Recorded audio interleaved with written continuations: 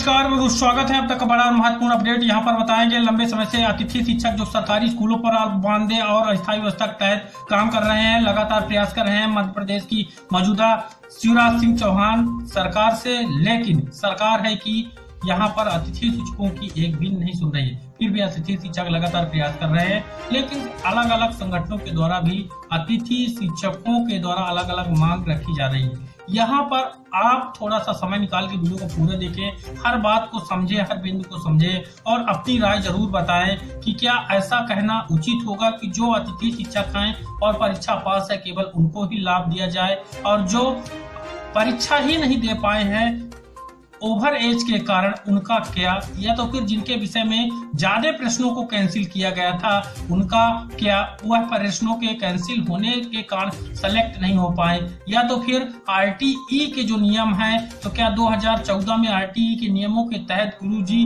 को नियमित शिक्षक नहीं बनाया गया, और जबकि आरटीई 2009 में लागू किया गया था और उसके बाद जो है। तो चलिए कंप्लीट जानकारी इस वीडियो के माध्यम से देखते हैं। वीडियो को अधूरा मत देखिएगा, पूरा देखिएगा, तभी हर बात आपके समझ में आएगी। तो चलिए यहाँ पर आपको कंप्लीट जानकारी बताएंगे। नियमितीकरण को लेकर आपके मन में भी कहीं न कहीं सवाल आया है कि नियमितीकरण अतिथि शिक्षकों का होगा कि नहीं। तो कंप्लीट यहाँ पर आपसे सवाल जो ना आम अतिथि शिक्षक के और जवाब यहाँ पर आपको यहाँ पर दिखाना चाहते हैं, तो इसको जरूर देखिए। 5-6 मिनट का समय निकाल के, वीडियो लंबा हो सकता है क्योंकि बहुत सारे सवाल हैं अतिथि शिक्षकों के और जवाब भी यहाँ पर आपको जानना चाहिए, और साथ निवेदन है कि आप अपनी राय भी बताएं। तो यहाँ पर देख सकते हैं नमस्कार के साथ नाम पूछा गया, एनके सिसोदिया, नंद किशोर सिसोदिया इनका पूरा नाम है। कहाँ रहते हैं, क्या ये इंदौर देपालपुर में रहते हैं, अतिथि शिक्षक हैं कि नहीं, अतिथि शिक्षक हैं, कहाँ पर हैं, एक्सीलेंस स्कूल देपालपुर इंदौर में है, कब से अतिथि शिक्षक हैं, कितने वर्ष हो गए, 9 वर्ष इनका हो गया है, क्या आप पात्रता परीक्षा पास हैं, इनके द्वारा कहा गया कि हाँ पास हैं। फिर पूछा गया कि आपके द्वारा जो अभी संघ बनाया गया उसका नाम क्या है, तो शिक्षक पात्रता परीक्षा उत्तीर्ण बीएड डीएड 10 वर्ष की अनुभवी अतिथि शिक्षक एसोसिएशन मध्य प्रदेश के नाम से इनका संघ बनाया गया है। साथ ही इसकी नींव कब रखी गई थी, तो 24 जुलाई 2021 के दिन रखी गई थी। इसे बनाने की आवश्यकता आखिरकार क्यों पड़ी, जबकि पहले से मध्य प्रदेश में बहुत सारे संघ हैं। तो उचित मांग सरकार के सामने रखने के लिए जिसे सरकार आसानी से मान ले। फिर इनके द्वारा पूछा गया कि आपके मुताबिक जो है उचित मांग क्या है जिसे सरकार आसानी से मान ले। तो इनके द्वारा कहा गया है कि आरटीई प्रावधानों को पूरा करने वाले अतिथि शिक्षक का प्राथमिक शिक्षक के रूप में शिक्षा विभाग में सम्मिलियन कराना, यह इनका उचित मांग है। साथ ही सवाल पूछा गया कि नहीं मानने योग्य मांग, या जिस मांग को सरकार कभी नहीं मानेगी, वह कौन सी मांग है जो अतिथि शिक्षक कर रहे हैं। तो इनके द्वारा जवाब दिया गया है कि आरटीई प्रावधानों को पूरा किए बगैर, अर्थात टीईटी पास तथा बीएड डीएड प्रशिक्षण बगैर अतिथि शिक्षक का नियमितीकरण। तो यहाँ पर मैं एक चीज अपने से जोड़ना चाहूंगा, जो कि हमारे सभी फ्री अतिथि शिक्षक भाई और बहन इसको देख रहे हैं तो उनको स्पष्ट कर दें कि आरटीई का नियम 2009 में बना हुआ है मध्य प्रदेश में, राइट टू एजुकेशन, और जो शिक्षा कर्मी और गुरु जी थे वह व्यवस्था 1998 में शिक्षा कर्मी थे, उसके बाद गुरु जी आए, फिर उसके बाद संविदा शिक्षा का आए, तब से वह वहां पर वह ऐसे ही चल रहे थे अस्थायी तौर पर। लेकिन 2014 में जो गुरु जी थे उनको नियमित किया गया, नियमित शिक्षक बनाया गया, जबकि आरटीई लागू हो चुका था। तो उनको बिना परीक्षा के नियमित अगर सरकार कर सकती है गुरु जी को, तो यहाँ पर अतिथि शिक्षकों को भी वह बिना परीक्षा के नियमित कर सकती है। तो यहाँ पर इनकी जानकारी को मैं यहाँ पर बताना चाहता हूँ कि यह जो इनका जवाब है यह पूर्णतः गलत है कि आरटीई प्रावधान के बगैर नियमित नहीं किया जा सकता, क्योंकि सरकार ने गुरुजियों को ऑलरेडी 2014 में किया है। ठीक, फिर यहाँ पर देखिए आपके द्वारा अतिथि शिक्षक का सम्मिलियन प्राथमिक शिक्षक के रूप में करने के लिए कहा गया है, उच्च माध्यमिक और माध्यमिक में क्यों नहीं कहा गया। तो इनके द्वारा जो अतिथि शिक्षक थे इनका जवाब था कि वो इसलिए है कि जब भी शासन प्रशासन सरकार जनता का भला करना चाहती है, अतिथि शिक्षक को विशेष बेनिफिट देकर शिक्षक बनाना चाहती है, तो वह शिक्षा विभाग के सबसे निचले पायदान अर्थात प्राथमिक शिक्षक ही बनाकर कर सकती है। तो यहाँ पर इस बात से मैं सहमत हूँ कि अतिथि शिक्षकों को जो है अभी डेली वेतन मिलता है, उनका भविष्य सुरक्षित नहीं है। अगर वह वर्ग 3 यानी प्राथमिक शिक्षक भी बन जाते हैं तो उनका भविष्य सुरक्षित रहेगा, पेमेंट भले ही कम हो। यहाँ पर तो ये तो वर्ग 1 वर्ग 2 क्वालिफाई के साथ अन्याय होगा, ये सवाल पूछा गया। तो बिल्कुल नहीं, अगर आपको वर्ग 1 या 2 का शिक्षक बनना है तो आपको सीधी भर्ती प्रक्रिया से ही गुजरना होगा। सभी प्रतिभागी से फाइट करके ही यह संभव होगा। तब इनके द्वारा कहा गया ओके ठीक है, ये बताते आपका संघ ये सब कैसे करेगा, इसके लिए कोई विशेष प्लानिंग क्या है। तो यहाँ पर देखिए अगला इनका, जी हाँ इसके लिए विशेष प्लानिंग है, उसी पर काम किया जा रहा है। फिर जवाब है, सवाल है कि उस विशेष प्लानिंग को कुछ नाम दिया गया है क्या। तो इनके द्वारा कहा गया है जी हाँ मिशन, यहाँ पर गेस्ट टीचर 99.99 रेगुलराइजेशन यहाँ पर रखा गया है। इस मिशन का उद्देश्य क्या होगा, इस पर काम होगा। शिक्षक बनने की अर्हता पूर्ण करने वाले अतिथि शिक्षक के साथ नियमितीकरण के रूप में न्याय होगा। वहीं इस मिशन का लक्ष्य क्या होगा, शिक्षक बनने की अर्हता पूर्ण करने वाले अर्थात आरटी प्रावधान को पूरा करने वाले अतिथि शिक्षक का प्राथमिक शिक्षक के रूप में शिक्षा विभाग में सम्मिलियन। पर यह मिशन कब तक कंप्लीट होगा, कब तक शिक्षा विभाग में सम्मिलियन संभव होगा, शिक्षक दिवस के पहले यहाँ पर कहा गया है। इसकी शुरुआत कब होगी, अक्टूबर 2021 में होगी, यानी अगले महीना। कितने चरण में मिशन कंप्लीट होगा, 7 चरण में। वो कौन कौन से होंगे विस्तार से बताएंगे। पहला चरण माफी पत्र, सभी ब्लॉक अध्यक्ष अपने साथी के साथ मीटिंग आयोजित कर तहसील स्तर पर मुख्यमंत्री के नाम एसडीएम को माफी पत्र सौंपेंगे।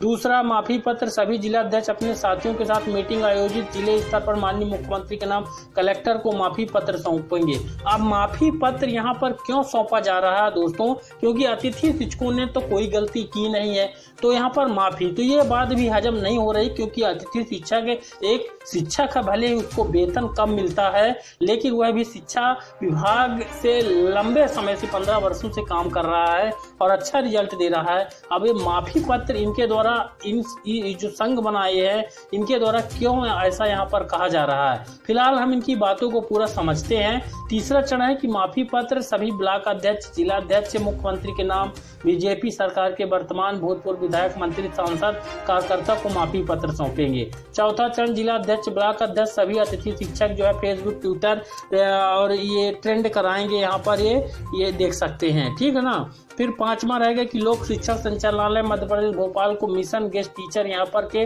मेंबर अपना मांग पत्र सौंपेंगे, जिसमें नियमितीकरण संबंधी कार्य योजना होगी। संघ की गूगल सीट की हाई और सॉफ्ट कॉपी प्रस्तुत की जाएगी।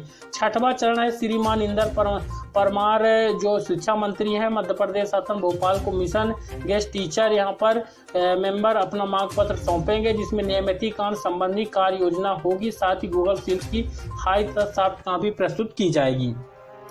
7वां चरण इनके द्वारा रखा गया कि शिवराज सिंह चौहान जी मुख्यमंत्री मध्य प्रदेश शासन भोपाल को गेस्ट टीचर मिशन के मेंबर अपना मांग पत्र सौंपेंगे, जिसमें नियमितीकरण संबंधी कार्य योजना होगी, साथ ही गूगल सीट की हार्ड कॉपी होगी। इसके अतिरिक्त उपचरण भी है जिनका पालन मिशन के अध्यक्ष उनके साथियों के द्वारा किया जाएगा। तो ये इनकी सोच है दोस्तों, जो मैं आप तक पहुंचा रहा हूं। फिर इनके द्वारा पूछा गया है सवाल कि आप बार बार माफी का कह रहे हैं, ऐसे में प्रश्न उठता है किस सरकार व मुखिया ने हमारा भविष्य बर्बाद कर दिया, हमें दयनीय स्थिति में पहुंचा दिया, उनसे माफी मांगना कहां तक सही है और इस तरह से माफी मांगने से क्या होगा। तो इनका जवाब है कि ये हम भी मानते हैं कि हमारा भविष्य बर्बाद हुआ है, लेकिन ये भी सत्य है कि जिसने इसे बर्बाद किया है वही इसे आबाद करेगा, वही इसे संभालेगा और कोई नहीं, और उसका एकमात्र रास्ता है माफी हो सकता है और कुछ नहीं, क्योंकि नफरत से जंग जीती जाती है, दिल तो आप प्यार से ही जीत सकते हैं। तो यहाँ पर दोस्तों आपको बता दें, अतिथि शिक्षक ने कोई ऐसा काम नहीं किया जिससे उनको माफी मांगना पड़े, बल्कि सरकार ने किया है। सरकार को यहाँ पर अतिथि शिक्षकों का भविष्य सुरक्षित करना चाहिए बगैर माफी मांगे। वहीं हमारे भविष्य को बर्बाद करने से कुछ हाथ उनका भी है जो अतिथि शिक्षक भेष में अपनी राजनीति चमकाना चाहते हैं।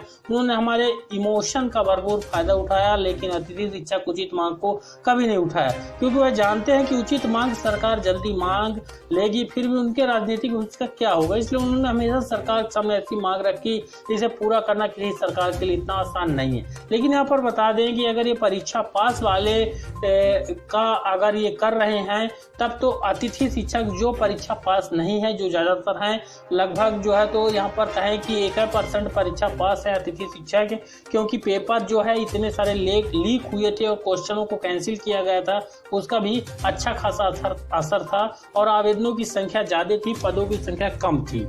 ठीक, यहाँ पर मतलब आप यह कहना चाहते हैं कि आज तक उचित मांग सरकार के सामने नहीं रखी गई थी। ठीक, यहाँ पर तो सरकार और मुख्यमंत्री शिवराज चौहान को वोट न देने की शपथ वाला मैसेज दिया गया था। यह अतिथि शिक्षक आपके और आपकी सरकार की घोर विरोधी रहेंगे, ऐसा बिल्कुल ऐसा ही और यही सत्य है। तो अब अतिथि को नियमितीकरण के लिए क्या करना चाहिए?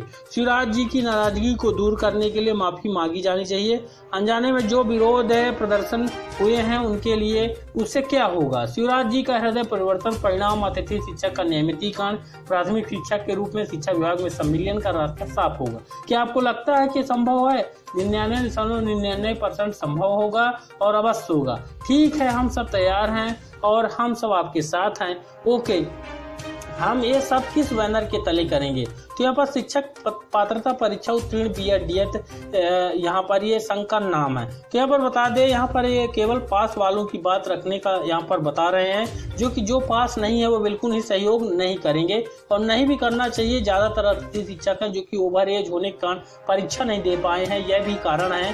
ठीक है ना। फिर इस एसोसिएशन और मिशन में कौन शामिल हो सकता है? जो भी इस मिशन की शर्तें पूरा करता है।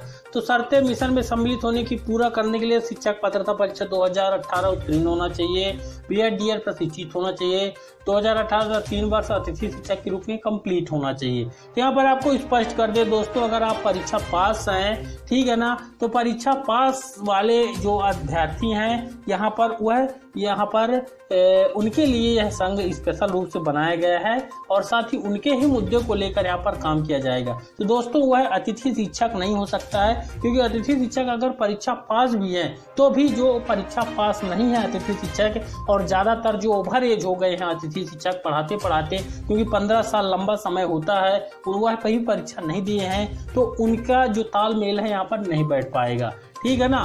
तो अब यहाँ पर क्या इस मिशन में 2018 तक 1 वर्ष 2 वर्ष पूर्ण करने वाले भी शामिल हो सकते हैं? हाँ, हो सकते हैं, लेकिन प्राथमिकता में अधिक वर्ष वाले रहेंगे। तो ये तमाम बिंदु है, यहाँ पर मैं सभी बिंदुओं दिखा देता हूँ। आप समझ गए होंगे कि ये परीक्षा पास वालों की तरफ से बनाया हुआ एक संघ है, जो कि परीक्षा ना देने वाले ओवर एज होने के कारण या फिर प्रश्नों के निरस्तीकरण के कारण जो परीक्षा में सफल नहीं हुए हैं अतिथि शिक्षक, उनका यहाँ पर कोई भी लाभ की बात नहीं कही गई है। यहाँ पर RTE के प्रावधानों का तो जिक्र किया गया है, लेकिन उन प्रावधानों के तहत गुरुजी और जो शिक्षक कर्मी है उनका सम्मिलन हुआ है, उसका यहाँ पर जिक्र नहीं किया गया है जानकारी के अभाव में। वीडियो लंबा होने के कारण हर चीज़ें आपको स्पष्ट नहीं कर सकते हैं एक वीडियो पर। अगर आपकी भी कोई राय है तो कमेंट बॉक्स में ज़रूर थोड़ा सा अपना अमूल्य समय निकाल कर कमेंट करें। जैसे ही समय मिलेगा उसका उत्तर देंगे और आपकी आवाज़ आगे तक अतिथि शिक्षक भाई और बहनों तक पहुँचाएंगे। मिलते हैं अगले वीडियो पर। धन्यवाद।